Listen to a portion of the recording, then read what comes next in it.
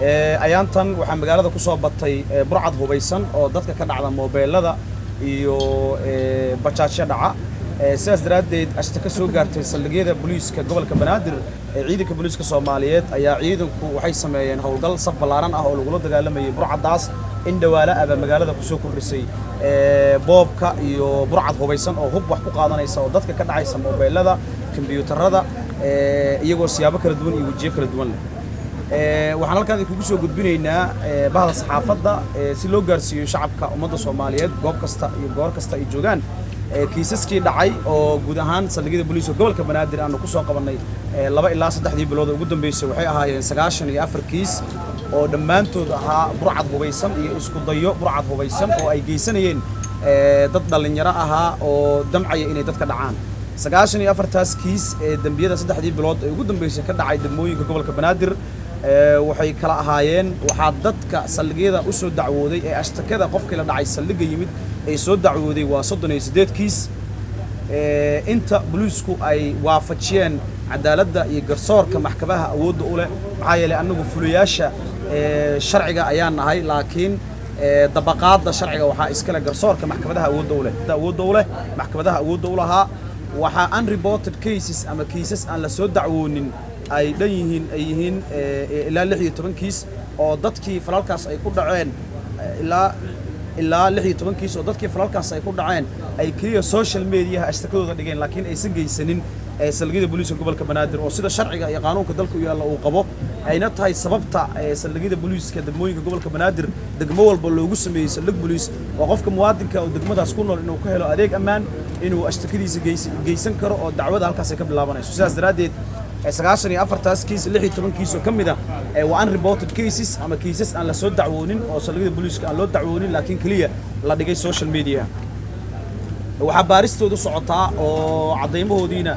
dhamaystirkoodii uu dhiman yahay ama dadkii falkaas ku eedeysanaa ay baxsadeen ilaa 15 kiis marka wadarta guud ahaan kiisaska 3 bilood u dambeysay ee dhicista moobeelada ka dhacay degmooyinka gobolka Banaadir waa 94 iyo 4 kiis waxaas garsoorka awood u leh waafajiyay 38 kiis waxa 38 kiis saldhigyada booliiska degmooyinka gobolka Banaadir u soo dacwooday 25 kiis waxa la waafajiyay maxkamadaha awoodda u leh garsoorka 16 kiisna lama soo dacwoonin oo social media kaliya la dhigay 15 kiis oo kamidna baaristooda socota sidaas daraaddeed guud ahaan dambidaasi falalkaas dhacay waa 94 kiis oo ay sanayaashoodii hadda sida arkayseen qaarna ay hor keenay qaarna ay ku kala xaniban yihiin ay ku kala joogaan ama yaalaan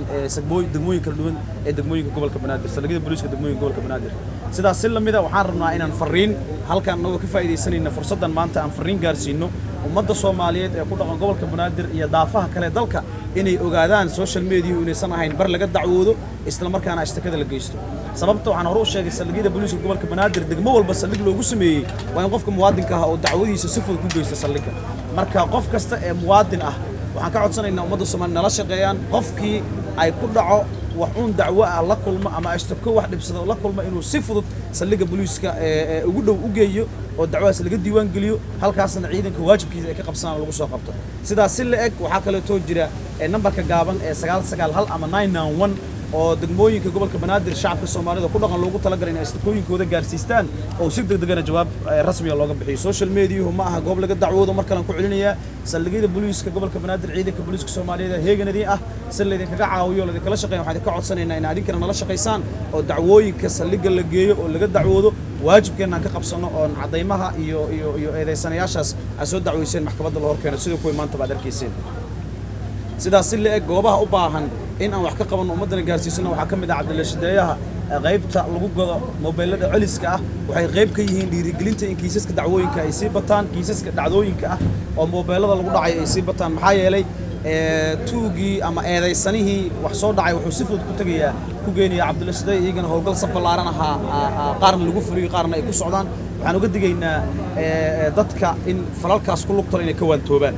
ugu dambeyn waxaan rabaa fariintan inaan gaarsiiyo mas'uuliyiinta kala duwan ama xil haya ama hore xil u soo hayay inta ugu badan burcadda aan hadda ilaa hadda gacanta ku hayno eedeysanayaasha kiisaskaas ku eedeysan waxay staff u ahaayeen mas'uuliyiin kala duwan sidaas daraaddeed mas'uuliyiinta staff ku ahaayeen waxaan uga digaynaa in aysan iyagoo daba socda saldhigyada booliiska tegin oo aysan u raadinin inay cadaaladda ka baxsadaan eedeysanayaasha iyaga la socon jiray sidaas si la eg qofka mas'uulka ee wiilka yar ee naftiisa ilaalinaya uu la socdo inuu ogaado wiilkaas la socda meesha uu ku dambeeyo iyo bulshada dhibaato inuu soo gaarsiisin waa mahadsantiin assalaamu calaykum waraxmatullaahi wabarakaatuh